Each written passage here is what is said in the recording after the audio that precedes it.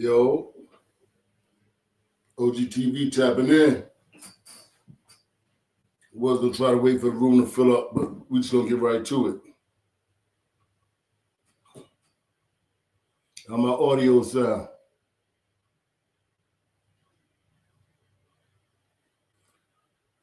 Why are we overlooking certain things in this 50 Cent and Rick Ross and Big Meech situation? Why are we overlooking the fact that Ross may have intentionally lying Meech, knowing what the outcome would be? I don't think 50 is wrong in any way, shape, form, or fashion for reacting the way he does. If I'm putting money in your pocket and you go take a picture, it ain't even got to be the person that shot me next to somebody that's affiliated with the person that shot me, and we got a problem. We got a problem. One, yeah, that's a problem. So I don't think 50 is wrong in any way, shape, form, or fashion for that. But the issue with Ross is, why we are neglecting to look at the fact that Ross has had a real big problem with Detroit before. That is one city that Ross has had a real big problem with. Things got as bad for Ross in Detroit as they got in Canada during that Drake situation. It took about 10 years for Ross and Trick to patch things up, at least, for the public. But who's to say that Ross ain't still harbor some feelings, man? Detroit did Ross real nasty at one point in time. I can see him holding a grudge. And I can see him not having genuine love for Meech like he professes to do. Being that he does have a background in law enforcement. But it's apparent that he knew what the end result would be. He knew that 50 would get in his feelings. And I don't blame 50 for getting in his feelings. I said, I'm from New York. If I see you with my ops, you my op. Period. Period. That ain't gonna change. And I'm put money in your pocket? Nah. The whole Southwest T thing is what really did it, man. When Southwest T went and took that picture with Preem's son because he was mad that Lil Meech was getting more money off of his life story than him, that's when the deal got sealed. See, at one point in time, I'm looking at Fifth sideways because I'm like, how long Fifth knew Meech was a rat? And if you knew this dude was a rat, why are you putting millions of dollars in their pocket? Why are you funding the family of a rat, putting millions of dollars in their pocket? I couldn't grasp the concept of that. But then I thought about it. I said, well, maybe 50 didn't know that Meech was a rat until, he seen the Ross pictures or whatever, or he seen the weird movie with Southwest T. And then he started looking at it different, like, I'm going to look into this. Then he started questioning Tammy Cowan's different or whatever the case may be, and decided that, okay, these dudes ain't right. Now I'm going to press the gas on them. It could have been that. Because it's like if he knew that the dude was a rat from a season or two ago, and he kept funding them, then he's guilty too. He's rat by association. It's like you already had the 6ix9ine thing when you came out and publicly sponsored 6ix9ine. A lot of people who didn't rock with 6ix9ine started rocking with 6ix9ine because you sponsored the man.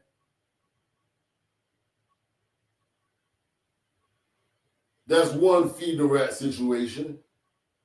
And then you come back with this Meech situation. And then we look who you got on deck, the Torres twins, the Flores twins. Them niggas out of Chicago who ratted on El Chapo. You ready to put millions of dollars in their pocket next.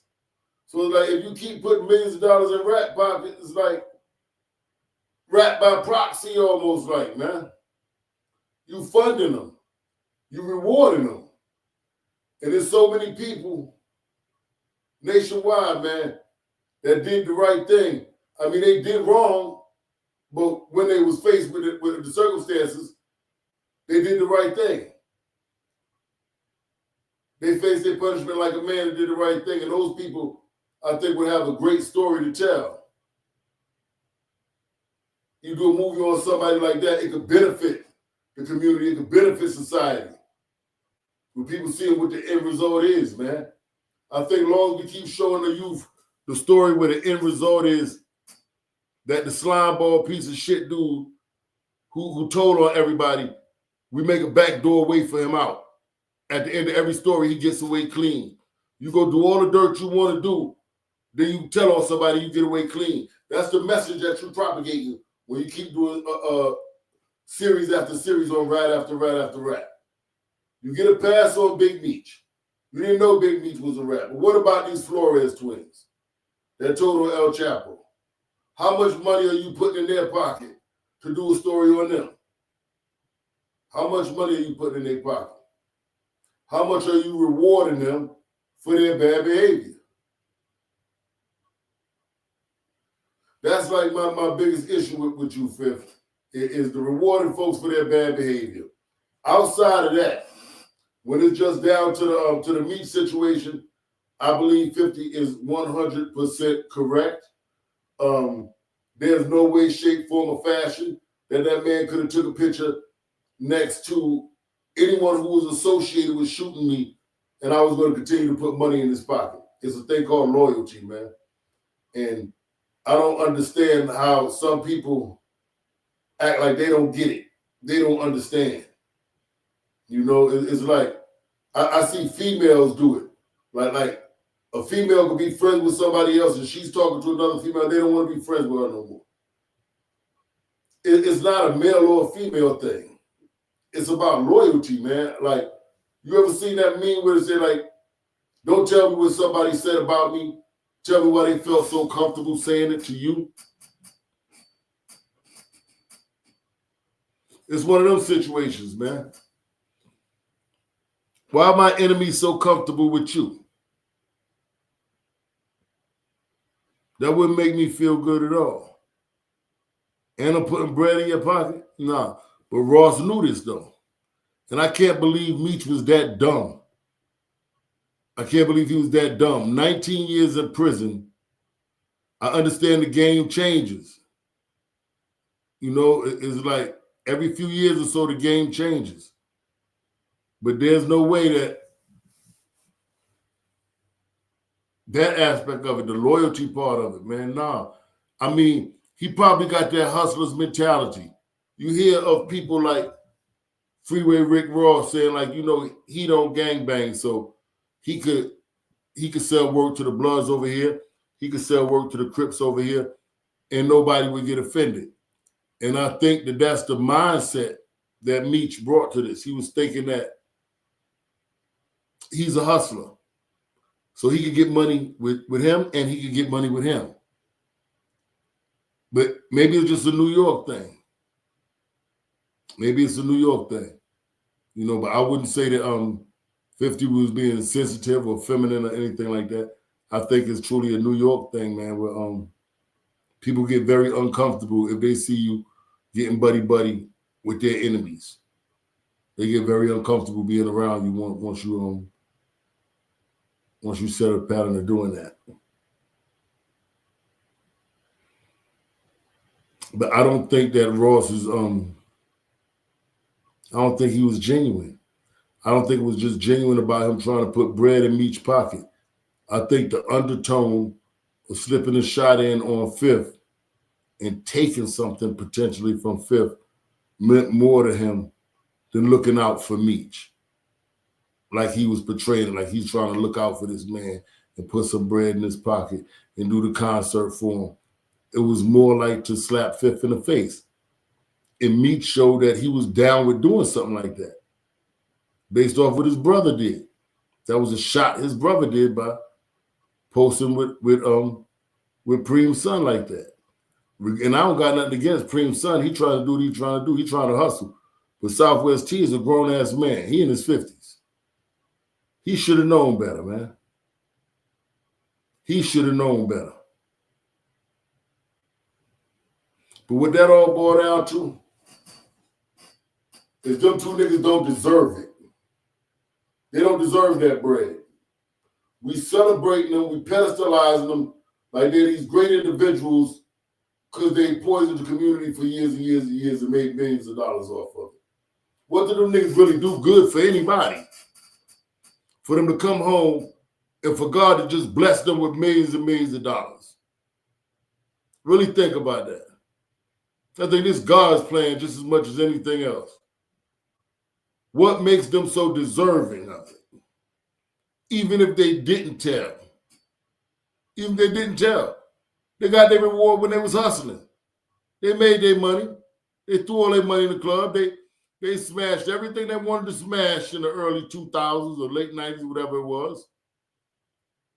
What makes them so entitled to walk out the gate to millions of dollars? Because I was a good drug dealer? No, that's not how that works. You got to come out and grind and get it. You got to grind and get it. The Freeway Rick Ross situation is different. I think he should have came home to millions of dollars because someone was utilizing his name, making millions of dollars off of his name and his likeness while he was incarcerated.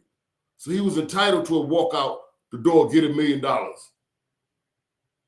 But nah, man, not these other niggas. These the Meech in the Southwest T. Where that shit? Who put that in the rule book? Say drug dealers come home. If you didn't tell them nobody, you get millions of dollars thrown at you. That's not the fucking game, man. Like, why we keep telling these fairy tale ass endings to the fucking game? I don't like no story that got a fairy tale ass ending to the game. Because the game don't end in a fairy tale. That's bullshit. The game don't end in fairy tales. Fuck made this nigga really think he was supposed to come home and just have millions of dollars thrown to his fucking feet because he was fucking Big Meech. A fucking cocaine peddler. I mean, I respect the bread. I'm not saying I'm not from the street. I'm not saying I didn't indulge. But at the end of the day, a cocaine peddler is just a scumbag piece of shit. In the grand scheme of things, you're a scumbag piece of shit. What the fuck makes you think God is going to bless you with millions of dollars on the walkout for being a scumbag piece of shit? I don't get that. I didn't come out the penitentiary expecting nobody to throw me a motherfucking thing. Period. I came out expecting to grind and get every single nickel out the mud. This nigga felt too entitled. Meech felt too entitled. He felt like the world owed him millions and millions of dollars because you got away with making some money 20 years ago. That is a completely delusional goddamn mentality. I don't get that at all. I don't get that mentality at all. And Ross is the police. I think Ross, low-key, got a hatred for that dude, bro. Come on, you talk about Mr. Nuts and Butts, man. That nigga went to school to learn how to look at nuts and butts. He's a nuts and butts checker. Bend over, spread your cheeks, now cough. Come on, bro. What part of the game is that? This nigga weird. Who go to school to learn how to check nuts and butts? Now all of a sudden he really got love for the hustler. I don't believe it. I believe it's covert. I think he's a double agent the whole damn time, bro. He don't got love for the streets. He don't got love for the hustlers. And he lined Meech up. He knew 50 was going to knock Meech block off. He didn't care. He just wanted to throw a shot at Meech. He used Meech like a $2 off. And Meech dumbass ain't even see the game. He's standing there with the facial features around his mouth like a rat. Glovilla. Glovilla. Yo, everybody left that nigga for dead, man. Ain't nobody show up. Ain't nobody post that nigga shit. Ain't nobody shout that nigga back out. Boosie look confused. Like I gave him my word, man. I gave him my word, man. I gotta go, man. Boosie ain't mean that shit, man. You ain't mean nobody posted this nigga. How and why is that? You think that many artists was gonna perform for this nigga for free? The sense of entitlement is crazy. The sense of entitlement is crazy. He thought the top 10, 15 rappers in the rap game today were going to all come and perform, go do their job, what they really do for work for a job, and give this nigga the money. Like, who the fuck did this nigga meet? Who does he think he is? What makes him think he's entitled to that? Because he was successful at selling cocaine. That the top 15 rappers in the rap game is going to all get up and go to work one day and take the money that they earn and fork the shit over to you because you're a big Meech. When you look at that shit in hindsight, that shit sound crazy. I don't believe there never was no concert. I believe Ross. I believe this nigga Ross lied this nigga, man. I believe this nigga Ross lied this nigga the whole time. He was being lined up and he didn't even see it coming. He thought he was 2 steps ahead of the game, but the game was actually getting ran on Big Meech's dumb ass. This nigga thought every goddamn rapper in the industry, the top 10, 15 rappers in the industry, was all gonna get up, go get their hair done, pay their security, pay the people who dress them, do all this other bullshit, go to work, bust their ass, bust a sweat, bust a split, bust a busser, just to turn around and give all the goddamn money to Big Meech. Yeah, he lied his goddamn self. Trying to be back in the limelight too fast. Trying to be back in the limelight too fast. He lied his goddamn self. In 3 weeks, he thought he was going to put together that type of concert. In 3 weeks. And he really thought everybody was going to go bust their ass and work. And sweat on the stage for 20, 30 minutes to turn around and fork the money over. Who the fuck owes you some money? This nigga tripping. This nigga tripping. I'm starting to think this big nigga Big Meech was smoking K2 in the penitentiary. This nigga Big Meech was smoking K2 in the penitentiary. This nigga came out thinking everybody just owed him millions of fucking dollars. Like, you the only nigga sold cocaine and didn't tell nobody. You out your goddamn mind. There's a whole lot of niggas sold a bunch of cocaine, went and laid it down, did their time in the penitentiary, and came home and they didn't tell on nobody. And ain't nobody have no goddamn $1 million check waiting for their ass. Your sense of entitlement. You all should have appreciated your blessings. Meech and the brother, the one eye cocked like a pistol. That goddamn Southwest T eye cocked like a goddamn pistol. Him and Meech, they stupid ass should appreciate their goddamn blessings. They stupid ass. They came home and shot the shit out themselves. These dumbass Detroit niggas. They didn't even realize the nigga Ross don't even like niggas from Detroit. He was beefing with y'all niggas sitting, man. When y'all was in the goddamn penitentiary. He don't even like you niggas for real, for real. And then was Big Meech supposed to pop this daughter, he really don't like you niggas. He lined your ass up, Meech. He lined your ass up.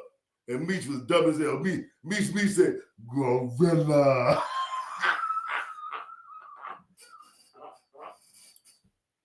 That nigga said, Glorilla. He thought Glorilla was going to come. Her little manly ass was going to come and bust her ass and go to work and give him the money. Glorilla ain't giving no nigga her money. Glorilla thinks she the nigga. She ain't about to go to work for free and give this nigga Meech her goddamn money. Who the fuck he thought he was playing with? That nigga was really tripping. He was on one, yo. He really thought these niggas was going to go give him all their goddamn money.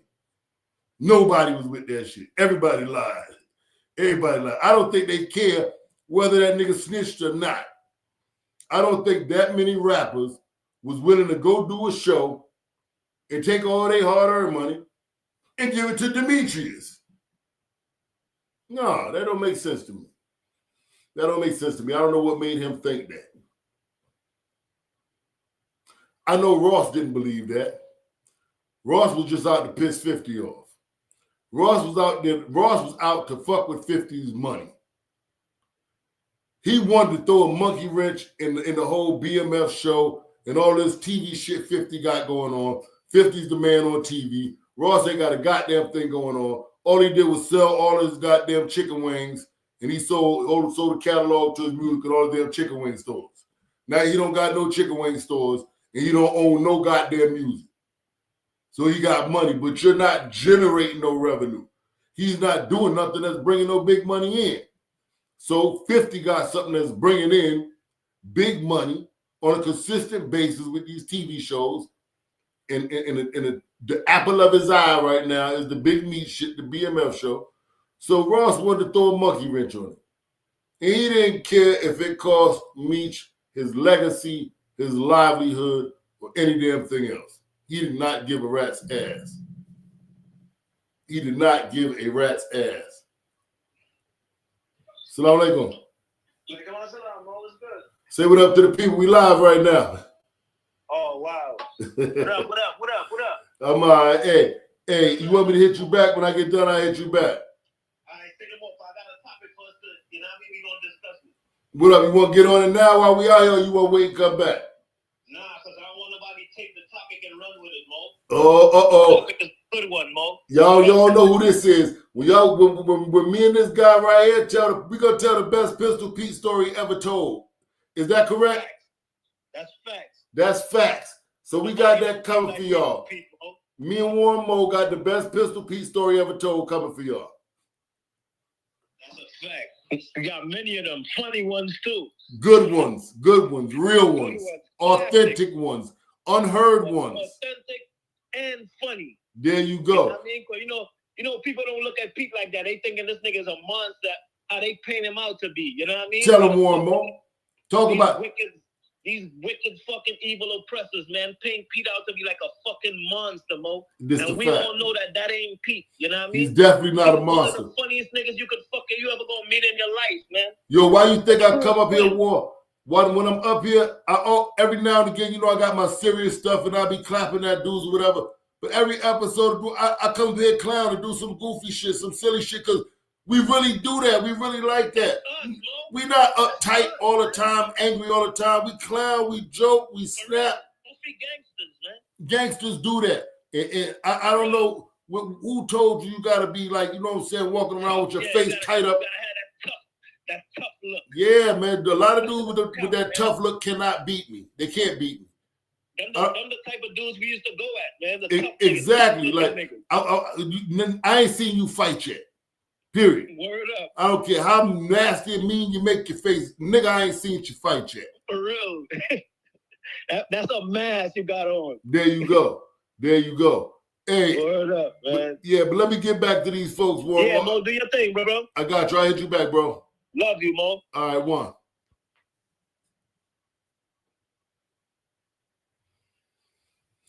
Okay, so like I was saying, I think it was a play. I think it was a big play. And at the end of the day, Meech played himself, first and foremost.